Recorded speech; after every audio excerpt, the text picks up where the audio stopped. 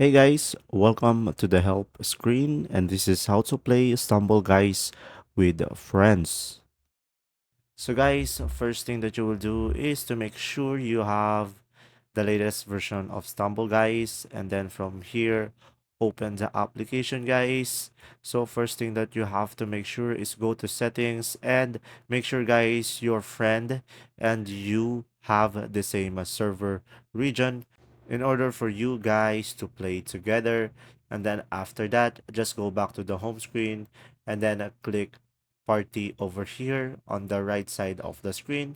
And then from here guys, you can create a party, or if your friend already created one, you can just join the party.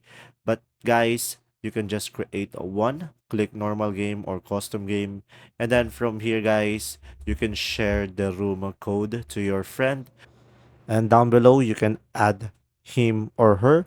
Just click add friends and type in his stumble guy name, and from here guys, you can just click search and you can just invite him or her, and there you go. If this video was helpful, please like and subscribe, and thanks for watching. See ya.